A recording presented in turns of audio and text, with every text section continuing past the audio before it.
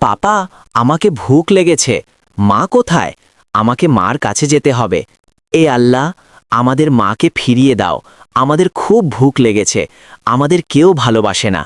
এই কাহিনী হৃদয় ছিন্ন করা দাস্তান হয় সেই ৩ মাসুম বাচ্চাদের, যারা তাদের সগী মাকে হারিয়েছে, এবং তারপর তাদের জীবনে একটা এমন মহিলা এসেছে যিনি মা শব্দটাকে নিজেই বদনাম করে দিয়েছে। এই কাহিনী শুধু জুলুমের নয়, বরং একটা এমন চমৎকারের যা শুনে পাথর দিল মানুষও কাঁদবে। যখন মানুষরা সেই ইয়াতিম বাচ্চাদের জন্য তাদের দরজা বন্ধ করে দিয়েছে, তখন কুদরতকে নিজে তাদের জন্য কাঁদতে হয়েছে। কি একটা শুকনো গাছ সত্যিকারও মা হতে পারে? কি একটা সৎ মায়ের ঘৃণা সেই গাছকে কাটতে পারবে যাতে সেই বাচ্চাদের জান বাঁচে? এই কাহিনীর শেষে যা হয়েছে তা তোমাকে ভাবতে বাধ্য করবে যে দুনিয়ায় মায়ের ছায়া কি হয়। একটা খুব পুরানো গ্রামের কথা, যেখানে রহমত নামের একটা সোজা সাদা মানুষ থাকত। তার দুনিয়া খুব ছোট, কিন্তু খুব সুন্দর ছিল।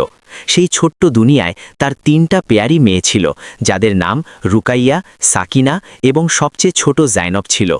রহমতের বিবির নাম সালমা ছিল, যিনি তার ৩টা মেয়েকে অসীম ভালোবাসতেন। রহমত পেশায় একটা কাঠুরিয়া ছিল এবং সারা দিন জঙ্গলে মেহনত মজুরি করে যা কামাত সেইতে তার ঘর চালাত। যদিও তাদের কাছে অধিক টাকা ছিল না, কিন্তু তাদের ঘরে সুখ খুব ছিল। সালমা সবসময় তার মেয়েদের সিনে লাগিয়ে রাখতেন। তিনি নিজে ভুখা ঘুমিয়ে যেতেন, কিন্তু তার মেয়েদের কখনো ভুখা থাকতে দিতেন না। রুকাইয়া বড় ছিল এবং বোঝদার ছিল। সাকিনা একটু চঞ্চল ছিল, এবং নানি জাইনবকে তো এটাও বোঝা যাচ্ছিল না যে মা এখন কখনো উঠবে না। সেই রাতেই সালমা তার শেষ নিঃশ্বাস নিলেন এবং সেই ৩ মাসুম বাচ্চাদের এই জালিম দুনিয়ায় একা ছেড়ে গেলেন। মার যাওয়ার পর ঘর যেন বিরান হয়ে গেল।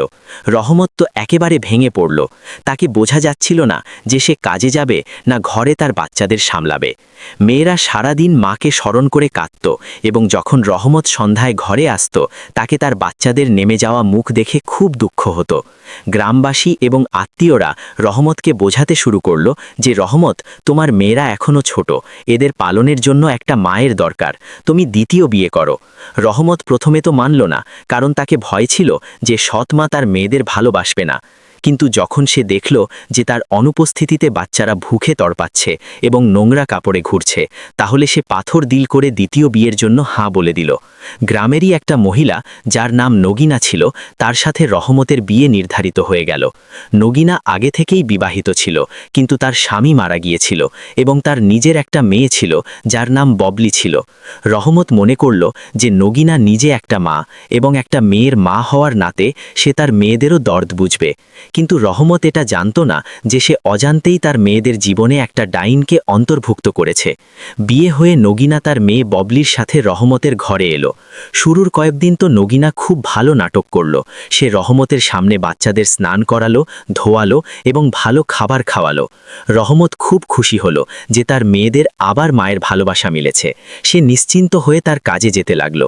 যেমন দিন কাটতে গেল, নগিনার আসল রূপ সামনে আসতে লাগলো। যখন রহমত সকালে ঘর থেকে কাজের জন্য বেরিয়ে যেত, তাহলে নগিনার ব্যবহার বদলে যেত। সে রুকাইয়া, সাকিনা এবং জাইনবকে ঘুরে দেখত এবং বলতো, আরে মনহুসরা, এখানে বসে মুফতের রুডি কেন ভাঙছ? চলো, উঠো এবং ঘরের কাজ করো। রুকাইয়া, যিনি এখনও বামুশকিল 10 বছরের ছিল, তাকে নগিনা ঘরের ঝাড়ু পোছা করাতো। সাকিনা থেকে বাসন পরিষ্কার করাতো, এবং নানি জাইনাব, যিনি এখনও ঠিক করে চলতে পারত না, তাকেও ডরা ধমকায় রাখত। অন্যদিকে নগিনা তার মেয়ে ববলিকে রানীর মতো রাখত। ববলি সারা দিন খেলতে থাকত, ভালো কাপড় পরত, এবং নগিনা তাকে তার হাতে খাবার খাওয়াতো। যখন রহমতের 3টা মেয়ে পুরানো ফাটা কাপড়ে লেপ্টে থাকত এবং তাদের খাবারের জন্য বাকি শুকনো রুটি দেওয়া হতো, ধীরে ধীরে নগিনার জুলুম বাড়তে গেল। সে জেনে বুঝে ঘরের কাজ বিগাড়ে দিত এবং তারপর রহমতের মেয়েদের মারত কেটাত। বেচারা বাচ্চারা ভয়ের মানে তার পিতার কাছে কিছু বলতে পারত না, কারণ নগিনা তাদের ধমকি দিয়ে রেখেছিল যে যদি তোমরা তোমাদের বাপকে কিছু বলে, তাহলে আমি তোমাদের জান থেকে মারব এবং তোমাদের জান থেকে মারব। তোমাদের বাপকেও ঘর থেকে বের করে দেব। মাসুম বাচ্চারা এতটা সহমে গিয়েছিল যে তারা আপসে লেপ্টে কাঁদত, কিন্তু উফ পর্যন্ত না করত। একদিনের কথা, রহমত কাজের সিলসিলায় শহরে গিয়েছিল এবং তাকে আসতে 2-3 দিন না লাগবে। ব্যাস, তাহলে কি, নগিনাকে তো যেন খোলা ছুটি মিলে গেল। সে 3টে বোনকে ঘর থেকে বাইরে বের করে দিল এবং বলল, খবরদার, যদি ঘরের ভিতরে পা রাখলে তোমরা 3 জনের কারণে আমার ঘরের রাশন শেষ হচ্ছে। যাও, কোথাও থেকে মেঙে খাও বা মরো, আমাকে কোনো ফারাক পড়ে না। কড়কড়াতি ঠান্ডা ছিল এবং 3টে বোন ঘরের বাইরে চবুতরায় ঠান্ডায় কাঁপছিল। নানি জাইনাব ভুকে কাঁদছিল এবং বলছিল, আপা, আমাকে ভুক লেগেছে, মা কোথায়, আমাকে মার কাছে যেতে হবে। রুকাইয়া তার ছোট বোনকে তার ফাটা চুন্নিতে লুকানোর চেষ্টা করছিল এবং তার চোখ থেকে অশ্রু বইছিল। সে হিম্মত করে দরজা খটখটালো এবং বলল, মা, জি, প্লিজ দরজা খুলুন, জাইনাবকে খুব ঠান্ডা লাগছে, তাকে কমপক্ষে একটা রুটি দিন। কিন্তু ভিতর থেকে নগিনার চিৎকারের আওয়াজ এলো, দফা হও এখান থেকে, যদি 2বার দরজা খটখটালে তাহলে টাঙে ভেঙে দেব। রাত গভীর হচ্ছে এবং ঠান্ডা বাড়ছে। মজবুর হয়ে রুকাইয়া তার বোনদের হাত ধরল এবং বলল, চলো আমরা জঙ্গলের দিকে যাই, সেখানে হয়তো কোনো শুকনো কাঠ মিলবে যা দিয়ে আমরা আগুন জ্বালাতে পারি, এবং কি জানি কোনো জঙ্গলি ফলই মিলে যায়। 3টে বোন ভয়ে ভয়ে অন্ধকার জঙ্গলের দিকে চলল। জঙ্গল খুব ভয়ানক ছিল, হাওয়া সাই সাই করছিল এবং জঙ্গলি জানোয়ারের আওয়াজ আসছিল, কিন্তু তাদের কাছে কোনো অন্য রাস্তা ছিল না। চলতে চলতে তারা জঙ্গলের বেশ ভিতরে চলে গেল। তারা 3 জন খুব ক্লান্ত হয়ে গিয়েছিল এবং ভুক পিয়াসে তাদের খাড়া ফালছিল। তখন তাদের একটা পুরানো এবং একেবারে শুকনো গাছ নজরে পড়ল। সেই গাছে একটাও পাতা ছিল না, সে একেবারে বিরান এবং ভয়ানক লাগছিল। 3টে বোন সেই গাছের নিচে বসে গেল। জাইনাব এখন ভুক সহ্য করতে পারছিল না, সে জোরে জোরে কাঁদতে লাগল এবং আকাশের দিকে দেখে বলল, এ আল্লাহ, আমাদের মাকে ফিরিয়ে দাও, আমাদের খুব ভুক লেগেছে, আমাদের কেউ ভালোবাসে না। তখন একটা অদ্ভুত ঘটনা ঘটল। যেমনই জাইনাবের অশ্রু সেই শুকনো গাছের জোরে পড়ল, সেই গাছে একটা কম্পন হলো।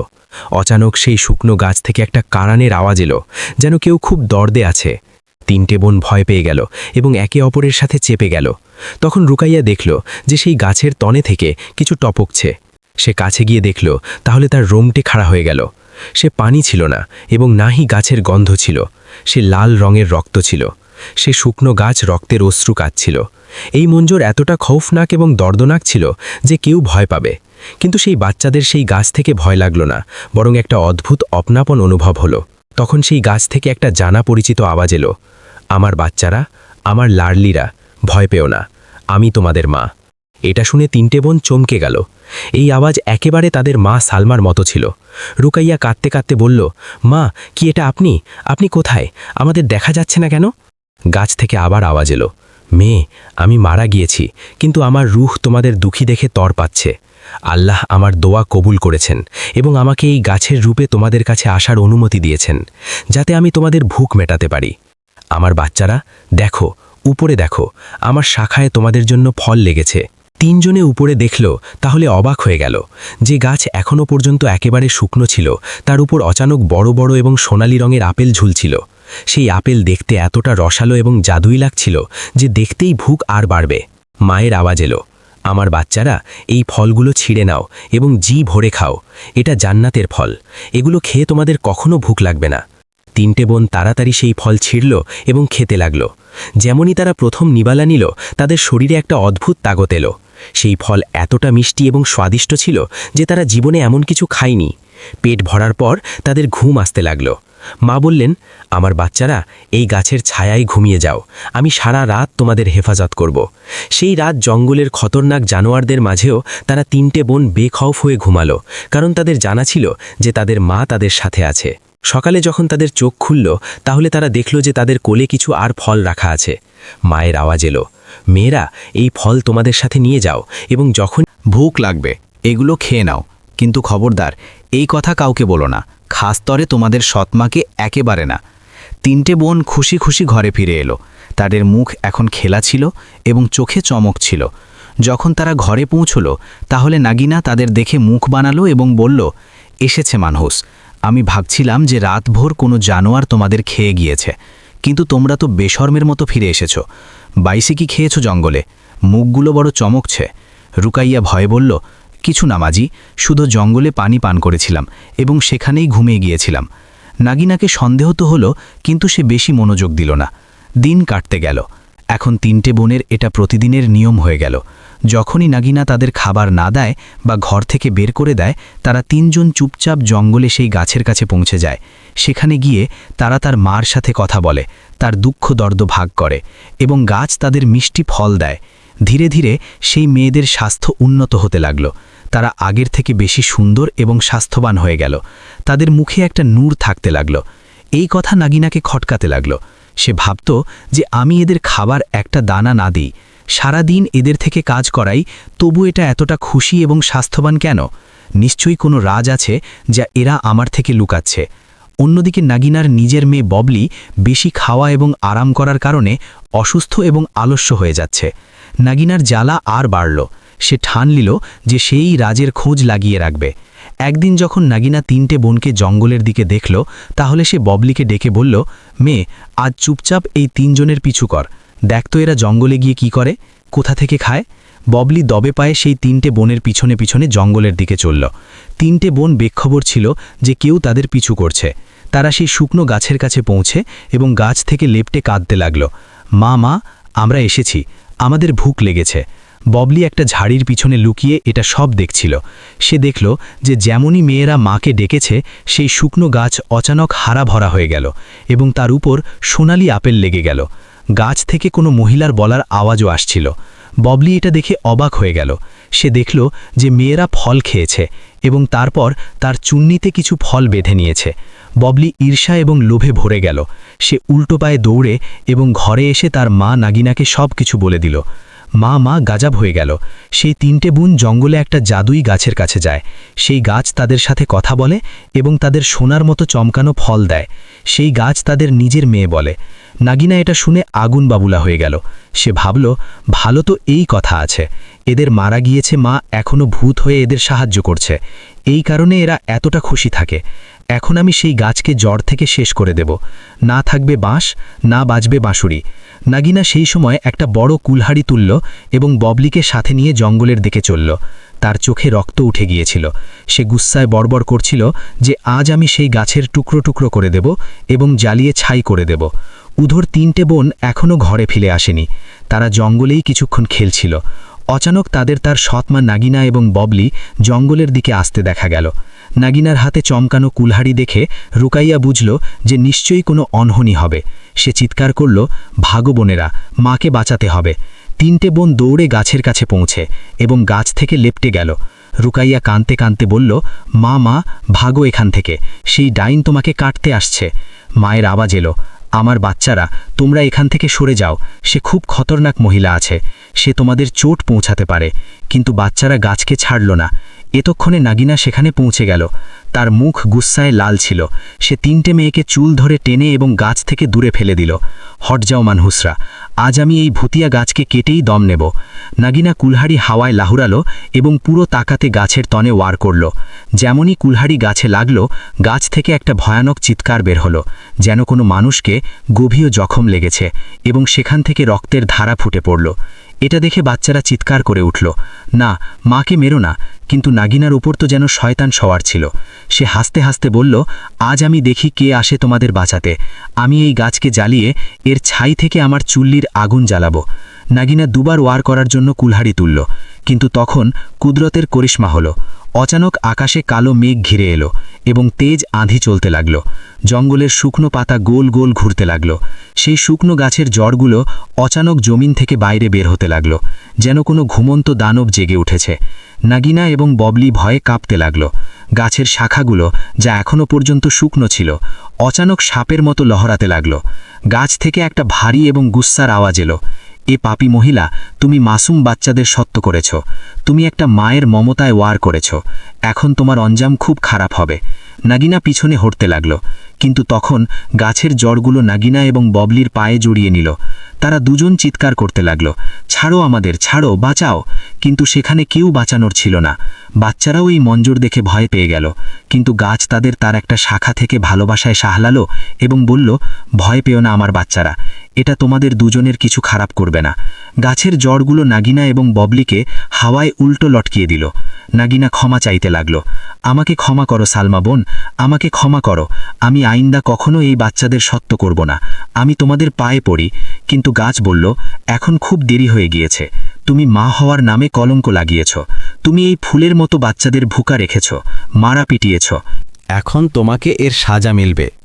অচানক গাছের শাখাগুলো থেকে কাঁটা বের হলো এবং তারা নাগিনা এবং বাবলিকে কষতে শুরু করে দিল। তারা দরদি চিৎকার করতে লাগল। তখন সেখানে রহমতও পৌঁছে গেল। সে শহর থেকে তাড়াতাড়ি ফিরে এসেছিল এবং ঘরে কাউকে না পেয়ে জঙ্গলের দিকে খুঁজতে এসেছিল। তার বিবি এবং সৎ মেয়েকে গাছ থেকে লটকতে দেখ এবং তার 3টে মেয়েকে কাঁদতে দেখ তার পায়ের নিচে জমিন সরে গেল। সে দৌড়ে সেখানে এলো এবং বলল, এটা সব কি হচ্ছে? সালমার আওয়াজ গাছ থেকে এলো, রহমত, দেখো তোমরা তোমাদের বাচ্চাদের কার ভরসায় ছেড়েছিলে? এই মহিলা এই মাসুমদের ওপর কতটা জুলুম করত। এটা আজ এদের মারতে এবং আমাকে সব সময়ের জন্য শেষ করতে এসেছিল। রহমতকে তার ভুলের এহসাস হলো। সে ঘুটনোর বল বসে গেল এবং কাঁদতে কাঁদতে বলল, আমাকে ক্ষমা করো সালমা, আমি অন্ধ হয়ে গিয়েছিলাম। আমাকে জানা ছিল না যে আমার ফুলের মতো বাচ্চারা এতটা দুঃখ সহ্য করছে। আমি পিতা হওয়ার ফরজ নিভাইনি। আমাকে ক্ষমা করো এবং আমার বাচ্চাদের তোমাদের সাথে নিয়ে যাও। এই দুনিয়া এদের যোগ্য নয়। গাছ রহমতের তরফ দেখল তো তার গুস্সা কিছু শান্ত হলো। সে বলল, রহমত, আমি তো রূহ, আমি এদের তোমাদের সাথে নিতে পারি না, কিন্তু আমি এদের এখন আর দুঃখে দেখতে পারি না। গাছ তার জড়গুলো ঢিলা করল এবং নাগিনা এবং বাবলিকে জামিনে পটক দিল। তারা দুজন ভয়ে থলথল কাঁপছে, তাদের অহংকার চুরচুর হয়ে গিয়েছে। গাছ নাগিনাকে বলল, নিকল যাও এখান থেকে। যদি তুমি কখনো আমার বাচ্চাদের দিকে চোখ তুলে দেখলে তো আমি তোমাকে পাথরের বানিয়ে দেব। নাগিনা এবং বাবলি জান বাঁচিয়ে সেখান থেকে এমন দৌড়ালো যে পিছনে মুড়ে দেখল না। বলা হয় যে তারা গ্রাম ছেড়ে সব সময়ের জন্য চলে গেল এবং তারপর কখনো দেখা যায়নি। রহমত তার 3টে মেয়েকে গলে লাগালো এবং খুব কাঁদল। সে কসম খেল যে এখন সে কখনো তার মেয়েদের একা ছাড়বে না এবং কখনো দ্বিতীয় বিয়ে করবে না। সেই দিন থেকে রহমত এবং তার 3টে মেয়ে খুশি খুশি থাকতে লাগল। সেই গাছ সব সময় হারাভারা থাকতে লাগল। যদিও তার থেকে এখন আওয়াজ আসে না, কিন্তু সে প্রত্যেক মৌসুমে মিষ্টি এবং সোনালি ফল দিত, যার থেকে রহমত এবং তার মেয়েদের গরিবি দূর হয়ে গেল। যখনই মেয়েদের মার স্মরণ আসত, তারা সেই গাছের কাছে গিয়ে বসত এবং তাদের অনুভব হতো যে মার কোল আজও তাদের জন্য সেই আছে। গ্রামবাসীরাও সেই গাছকে পূজা করতে লাগল এবং তাকে মায়ের গাছ বলতে লাগল।